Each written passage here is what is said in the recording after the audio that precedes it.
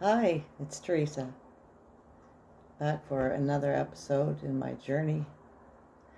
I think what I'd like to talk about today is maybe some helpful tips that I can pass along uh, as far as going through recovery, getting off the getting off your drug of choice, and making a decision to go into counseling treatment. I started off with counseling at Casson, and then from there, um, I was still drinking at that time when I went, and I felt like I was a phony. Here I am going to get addiction counseling, and I'm still involved in my addiction. So within a few months, I decided to go and get on the list to go to detox at CAMH in Toronto. So I spent 9 days there and had to get back to find out about a treatment program in Oakville, or I should say Milton. And but then I found out about Casson offering their day treatment program.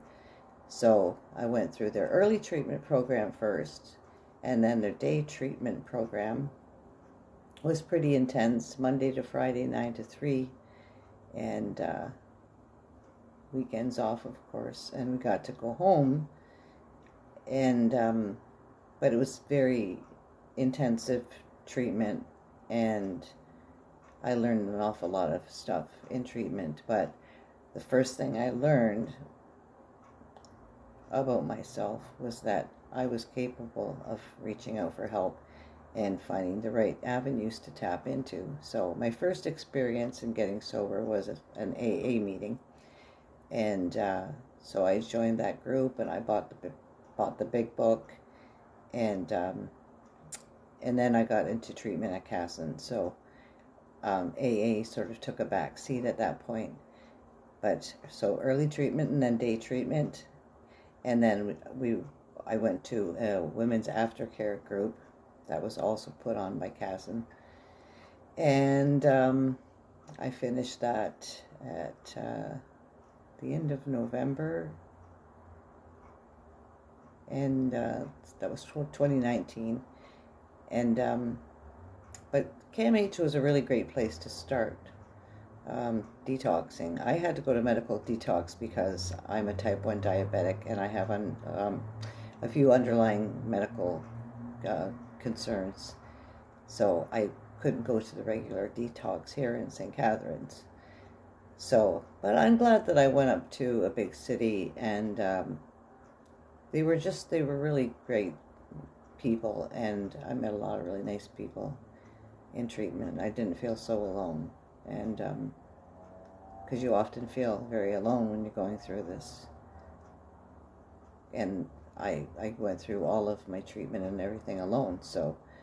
Um, but I had my fellow peers to tap into for conversations about the journey, and they were sharing their stories about their journey and what worked for them and what didn't work for them. And the first thing that worked for me, and I'm going to have to say this, I I consider myself a Christian, and I believe in God, so He is my higher power.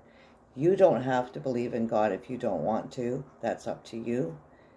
But you can have a higher power based on the universe, nature, um, your family, any particular group that you're involved in. Um, but to have a higher power is to have someone that you feel that you can go to when you have issues that no one else would understand, and try to get some peace from that. Um, so believing in a higher power is a really important thing, I think. It was for me. It sort of laid the groundwork for the rest of my journey, and I hold on to my faith, and my faith has gotten me through a lot of times, a lot of very rough times, believe me. And if I didn't have my higher power, I don't know what I would have done or what I would have become. Anyway, we're running out of time. Maybe I could talk a little further about this in the next video.